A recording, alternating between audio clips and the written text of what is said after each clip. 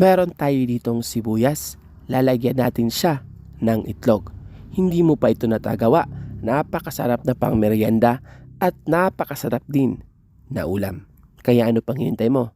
Tara, sisimulan na natin ang ating pagluluto. At para nga sa ating unang procedure, kakailanganin lang natin ng 3 piraso ng malalaking pulang sibuyas. Hiwain lang natin siya ng ganito. Siguraduhin nyo lang na ang yung mabibiling sibuyas ay yung malalaking sibuyas talaga. Hiwain lang natin siya ng maigi. Pagkatapos pag nahiwa na natin ay ililipat lang natin ito sa ating mixing bowl. Pagkatapos ay medyo durugin lang muna natin or isa-isahin natin yung ating mga sibuyas para maging ganito siya.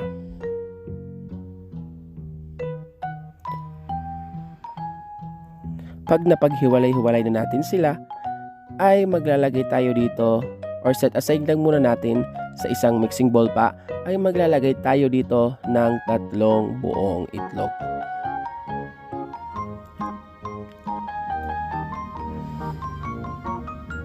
Apat pala yun. Pagkatapos maglalagay tayo ng ating liquid seasoning. Pero optional lang, kung wala kayo nito ay pwede naman hindi nyo nito lagyan. 1 teaspoon ng ating liquid seasoning. Maglagay din tayo ng salt and pepper pampalasa. Maglalagay din tayo ng garlic powder. Meron din tayong turmeric powder. Kung wala kayo nito guys, ay pwede naman magic sarap or ginisa mix na lang inyong gamitin. Naglagay din tayo ng 1 tablespoon ng ating sugar to balance lang. And then 1/4 cup ng ating all-purpose flour. And then haluin lang natin siya ng maigi guys. Kailangan medyo matunaw yung ating all-purpose flour dito. Ayan guys, kung wala kayo sa mga nilagay natin kanina, ay pwede naman magic sarapan lang inyong gamitin or yung ginisa mix. Pagkatapos ay ibuhos na natin ito dun sa ating napakasarap na ating sibuyas. Pero kaunti lang muna natin na ating ilalagay dito and then magsusutay muna tayo ng ating sibuyas. Para sa ating next procedure ay on lang natin yung ating induction cooker. Ayan guys, para sa mga gustong magtanong kung saan nabibili itong ating induction cooker ay nandun po sa ating Facebook page, Happy Tummy by RD, yung link kung saan natin ito mabibili. Mag-grease lang tayo dito ng kaunting oil para hindi siya dumikit. And then, sautay lang natin yung ating napakasarap na sibuyas.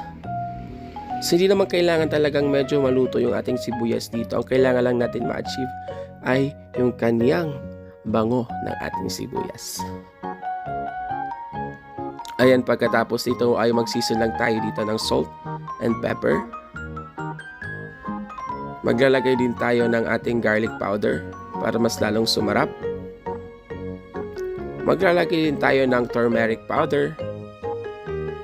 Ayan guys, sabi ko nga kanina baka may mag-comment na naman dyan, ang napakaraming nilalagay. Pwede naman magic sarap or ginisa mix na lang ngayong lagyan. Pero kung ayaw ninyo sa magic sarap at ginisa mix ay pwede naman salt and pepper na lang. Ayan, naglagay na din tayo ng ating liquid seasoning. Pagkatapos ay hahaluin lang natin siya ng maigi. So kung makikita nyo at maaamoy nyo guys, napakabango ng ating recipe ngayon. So kaya hindi natin binuhos agad yung lahat ng ating itlog kasi meron pa tayong gagawin mamaya.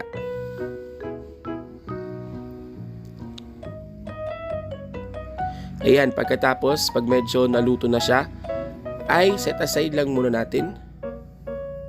Kunin lang natin siya guys.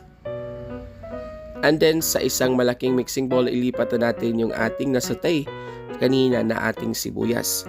At doon na natin ibubuhos yung ating natirang egg mixture. So halu-haluin lang natin siya ng maigi.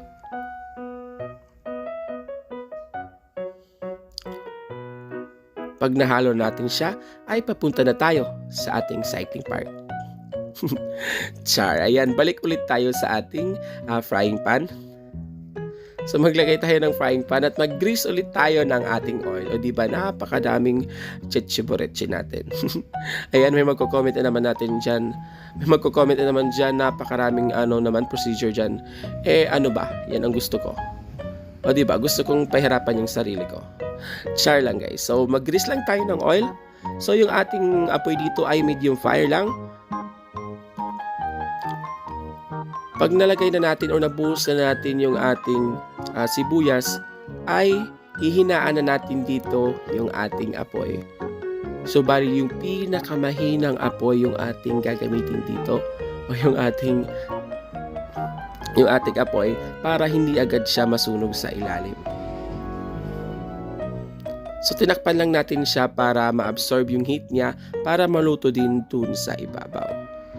So after 10 minutes, ayan, medyo luto na yung ating napakasarap. Anong pwedeng itawag dyan? Yung ating onion pizza. O diba? Napakadaling gawin lang at napakasarap at kakaiba pa. So ilipat na natin siya sa ating pinggan and then slice na natin siya na parang pizza. Ayan, kung meron kayong mayonnaise at ketchup ay pwede itong lagyan pang toppings. Or kung anong gusto nyo pang toppings ay pwede dito.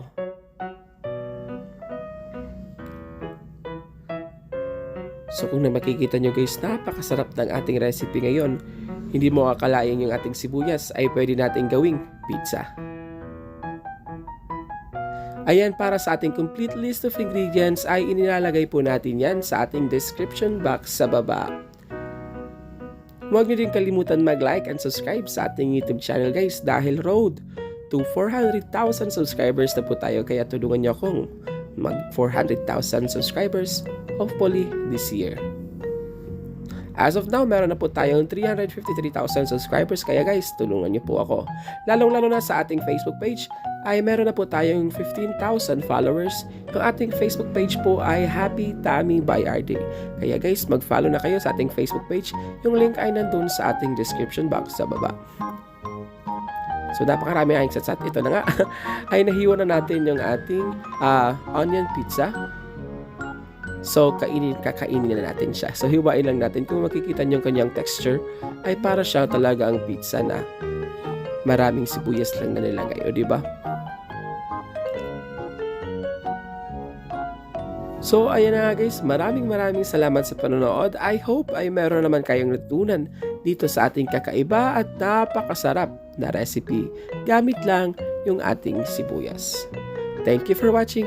Stay safe, God bless, and see you again sa ating mga susunod at kakaibang recipe na ating ihahandog para sa inyo.